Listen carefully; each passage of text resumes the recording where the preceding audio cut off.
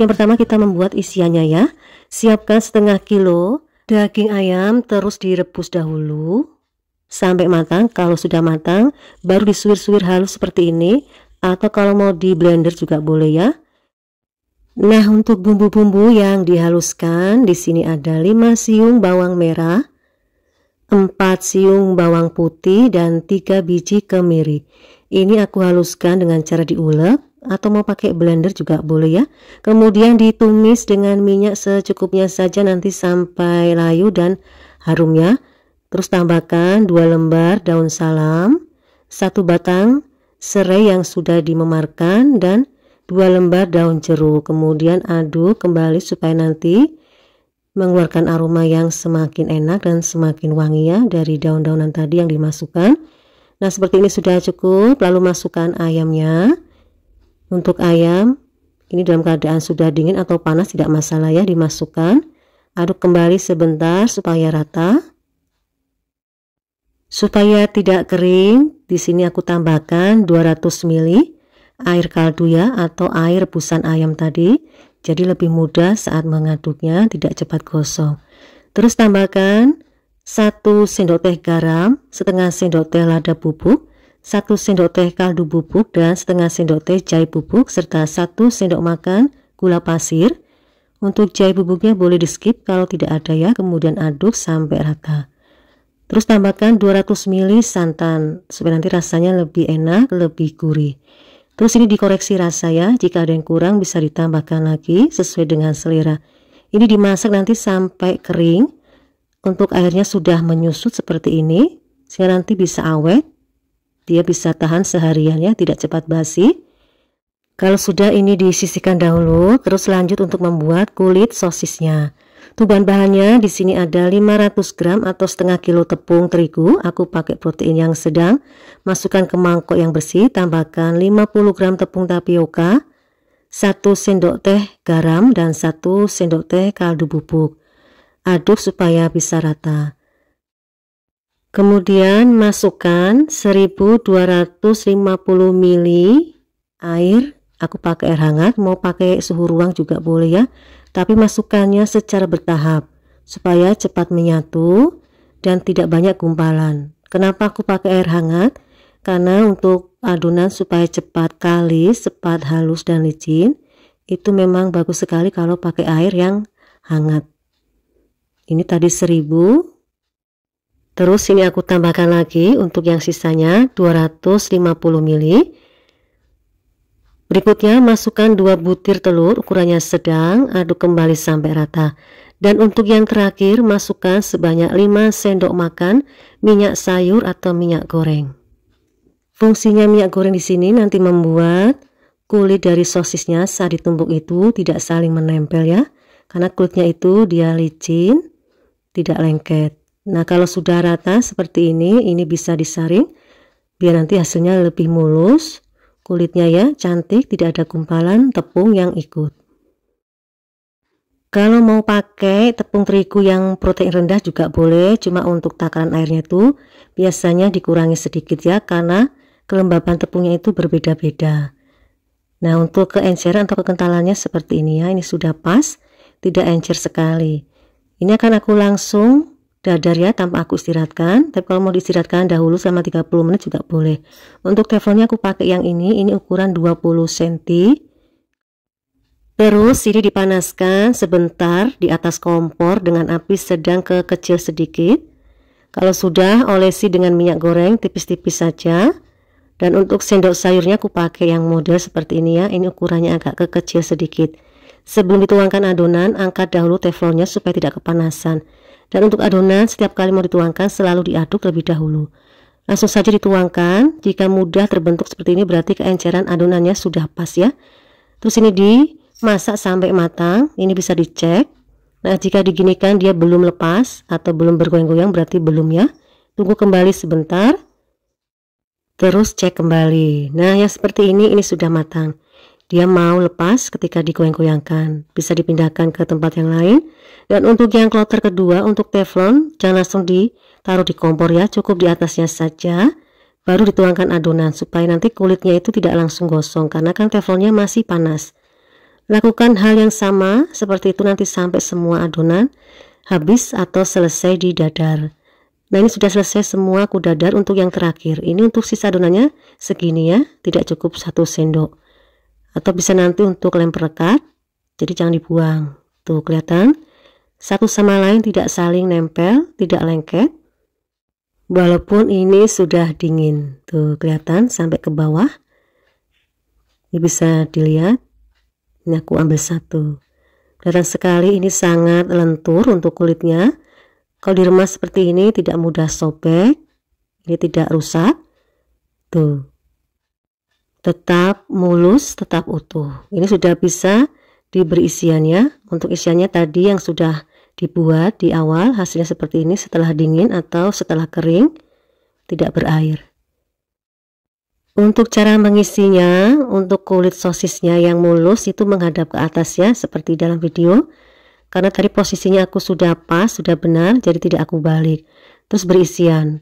Ini aku kurang lebih 1 sendok makan. Terus dilipat seperti ini, lalu digulung. Untuk bagian ujungnya, kalau mau pakai perekat yang sisa adonan tadi juga boleh. Tapi di sini aku tampak lem perekat, dia tetap nempel.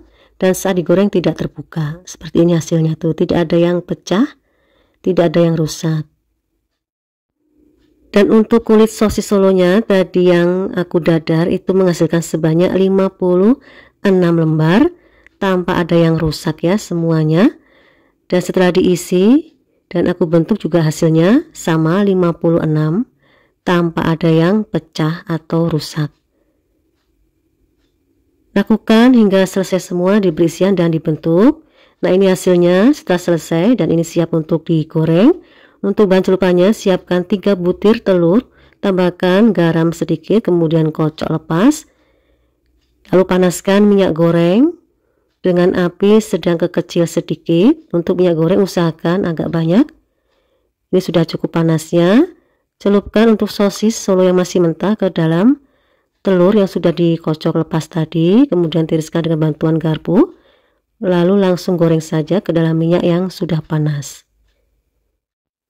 Ini yang saling berdempetan, bisa dibantu dilepaskan seperti ini. Tunggu nanti sampai kuning kecoklatan baru dibalik ya. Ini karena minyaknya banyak, jadi sosisnya itu bisa tenggelam sehingga matangnya bisa bagus. Kemudian kalau sudah bagian satu sisinya itu kecoklatan bisa dibalik. Jadi untuk membaliknya cukup sekali saja supaya tidak banyak meresap atau menyerap minyak. Nah, kalau sudah seperti ini sudah matang, warnanya sudah kecoklatan ya, bisa diangkat dan ditiriskan. Jadi untuk menggorengnya tidak perlu lama. Yang penting sudah warnanya seperti ini sudah cukup. Karena kan kulitnya juga sudah matang dan isiannya juga sudah matang. Untuk yang kloter kedua, ini aku langsung goreng banyak ya, tidak masalah. Lakukan hingga selesai semua digoreng. Ini aku goreng semua karena tidak ada yang aku frozen.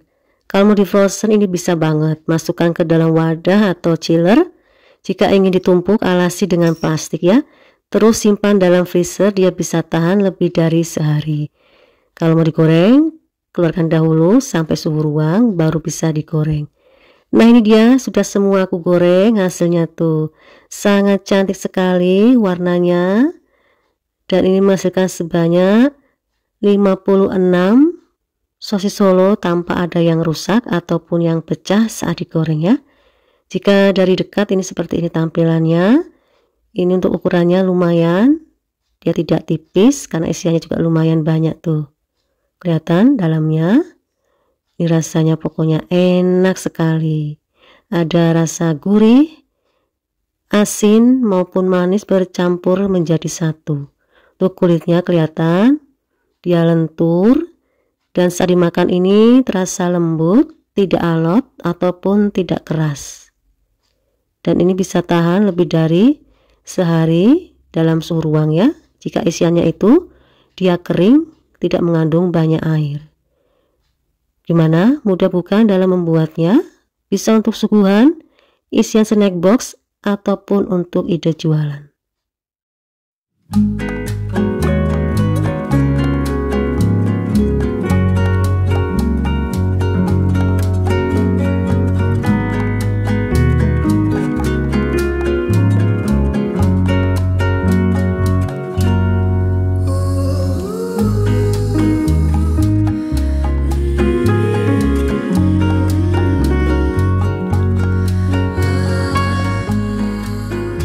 Nah, untuk bumbu-bumbunya yang dibutuhkan di sini ada 5 siung bawang merah, 4 siung bawang putih dan 3 biji kemiri. Ini dihaluskan atau diulek boleh, pakai blender juga boleh ya.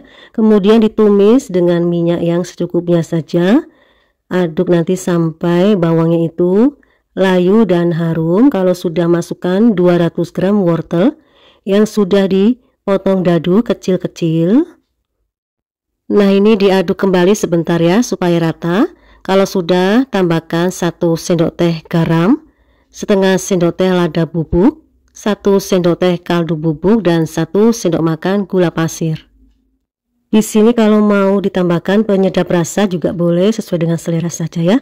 Terus masukkan 200 gram kentang yang sudah dipotong dadu juga kecil-kecil. Aduk kembali sebentar sampai rata. Nah, untuk mematangkan atau membuat sayurnya ini cepat empuk, tambahkan 200 ml air, kemudian akan aku tutup sekitar 5 menit ya. Nah, kalau sudah 5 menit bisa dibuka, kemudian diaduk kembali sebentar, lalu dicek apakah sudah empuk atau belum untuk sayurannya. Sekalian bisa dikoreksi untuk rasanya ya. Jika kurang bisa ditambahkan lagi untuk rasanya. Nah, ini untuk sayurannya sudah empuk, sudah matang, jadi aku tambahkan daun bawang secukupnya. Lalu yang terakhir untuk mengentalkan kuahnya, aku tambahkan sekitar 2 sendok makan tepung terigu yang dilarutkan dengan air seperti ini. Jadi tidak tepung terigu utuh, tapi aku bantu larutkan dengan air. Nah, untuk isian sayuran ini dia tahan basi ya, bisa seharian karena tidak mengandung santan maupun susu. Jika sudah menyusut dan sudah kering set untuk cairannya seperti ini sudah cukup. Bisa dimatikan kompornya, kemudian biarkan sampai betul-betul dingin baru bisa dipakai ya. Nah, kalau sudah dingin kita baru lanjut untuk membuat kulit risolesnya. Untuk bahan-bahan yang dibutuhkan adalah masukkan 250 gram tepung terigu, aku pakai protein yang sedang ya, ke dalam mangkok yang bersih. Tambahkan 1/4 sendok teh garam dan 1/4 sendok teh kaldu bubuk. Aduk sebentar. Nah, untuk menghasilkan nanti risoles itu yang kenyal, tambahkan 15 gram tepung tapioka atau 1 sendok makan munjung ya. Aduk sebentar lalu masukkan air sebanyak 625 ml. Ini aku pakai air hangat, mau pakai air suhu ruang juga boleh. Aku pakai air hangat supaya adonan itu cepat licin, cepat halus ya. Masukkan secara bertahap supaya nanti mudah menyatu dan tercampur dengan baik. Jangan langsung semuanya, kalau langsung semuanya itu nanti biasanya tepung itu terlalu banyak yang bergerindil, menggumpal, tidak halus ataupun tidak licin. Nah, seperti ini sudah cukup. Lalu tambahkan 1 butir telur, ukurannya sedang. Aduk kembali sebentar sampai rata dan menyatu. Nah, untuk yang terakhir masukkan 2 sendok makan minyak sayur atau minyak goreng. Fungsinya minyak sayur atau minyak goreng di sini itu nanti membuat kulit risolesnya itu menjadi licin, mengkilat, sehingga saat ditumpuk menjadi satu, setelah didadar itu tidak akan saling menempel satu sama lain ya. Nah, seperti ini sudah cukup, lalu disaring supaya nanti hasilnya itu mulus, halus, tidak ada gumpalan tepung. Terus akan aku cek dahulu untuk keencerannya sudah pas atau belum. Ternyata seperti ini sudah pas ya, sudah oke, tidak terlalu encer dan juga tidak terlalu kental. Untuk teflonnya aku pakai model seperti ini. Ini untuk diameternya itu kalau diukurannya yaitu 20 cm, kelihatannya tuh. Terus ini teflon aku panaskan di atas kompor dengan api sedang ke kecil sedikit sebentar saja. Terus olesi dengan minyak yang dibalurkan dengan bantuan tisu tipis saja seperti ini. Langsung kalau sudah diangkat untuk teflonnya, kemudian letakkan atau tuangkan adonan sebanyak 1 sendok sayur ukuran kecil. Sebelum tuangkan adonan diaduk terlebih dahulu ya, supaya tidak ada endapan.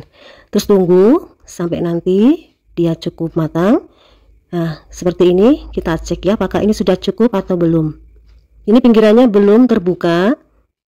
Dan kalau digoyang-goyang seperti ini belum mau lepas, ini berarti belum matang ya. Tunggu lagi sebentar sampai nanti pinggirannya itu mengering sedikit atau terlupas sedikit seperti ini. Dan bisa dicek. Ternyata ini sudah bisa bergoyang-goyang. Sudah lepas berarti sudah matang ya. Kemudian pindahkan ke wadah yang lain. Untuk loker yang kedua, untuk teflon jangan langsung di kompor, cukup di atasnya saja. Kemudian tuangkan adonannya, karena kan teflonnya masih panas, supaya nanti kulitnya itu tidak langsung gosong. Lakukan hal yang sama sampai semua adonan itu selesai didadar. Jadi setiap kali menuangkan itu adonan diaduk terlebih dahulu ya. Nah ini untuk sisa adonannya segini, ini tidak cukup 1 sendok sayur.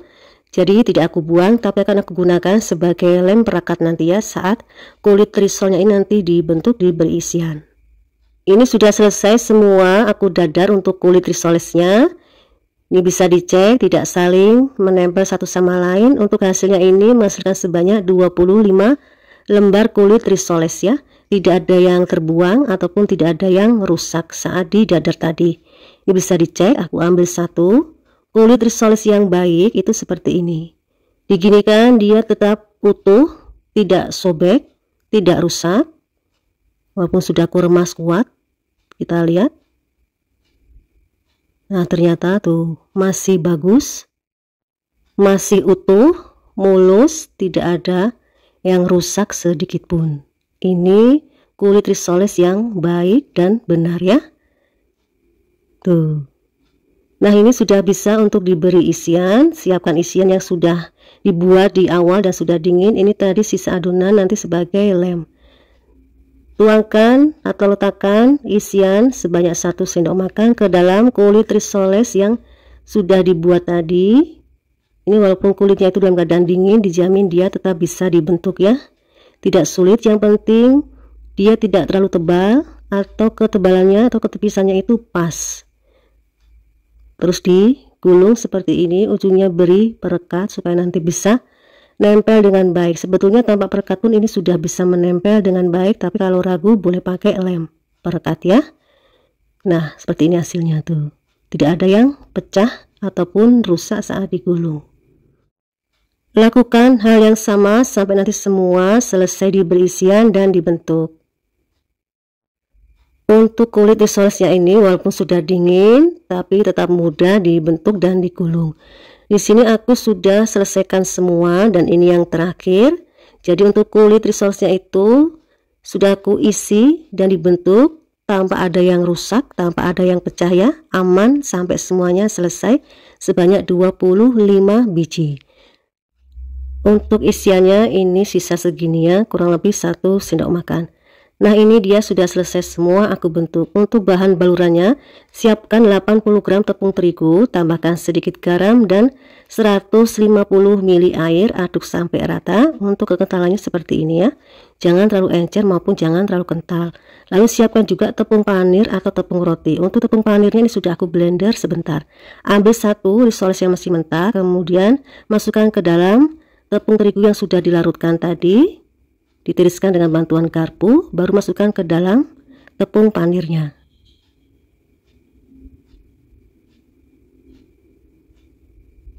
Usahakan sampai menutupi semuanya, termasuk yang bagian ujung-ujungnya. Seperti ini. Nah ini sudah cukup, sudah menempel semua.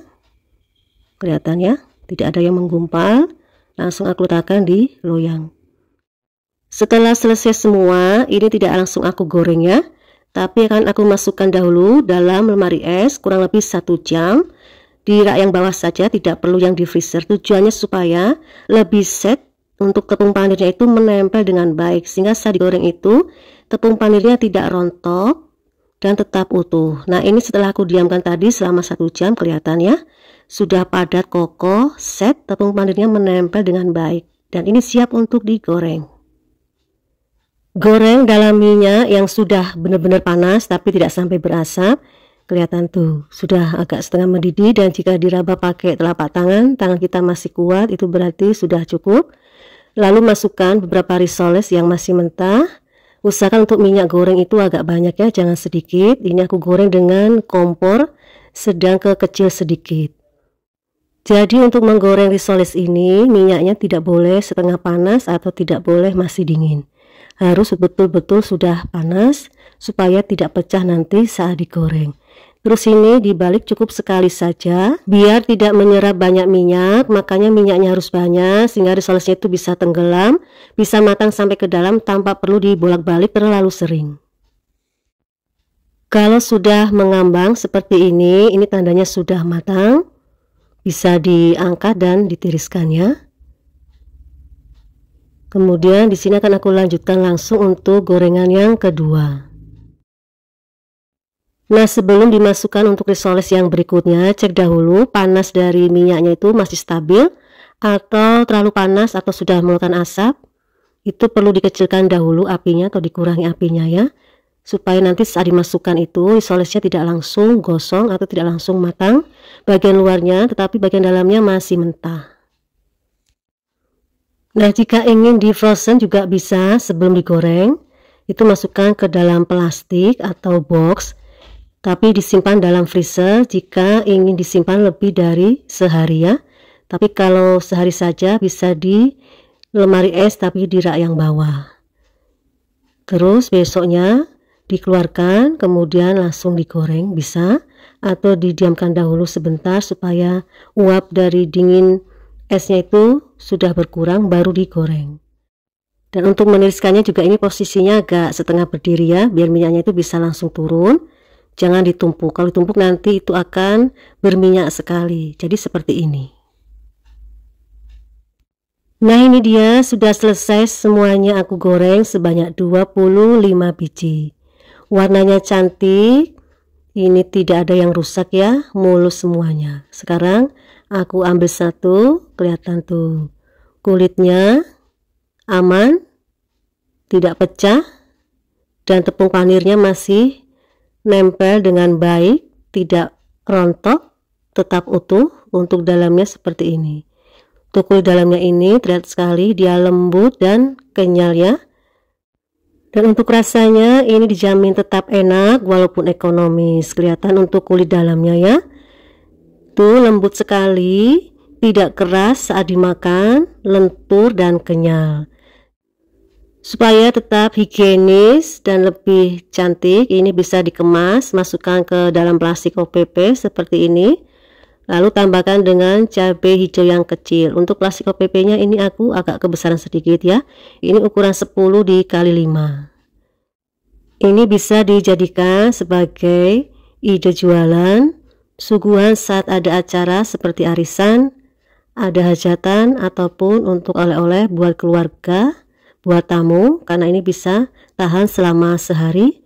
Dia tidak basi ya, karena tadi untuk isiannya itu tidak memakai susu.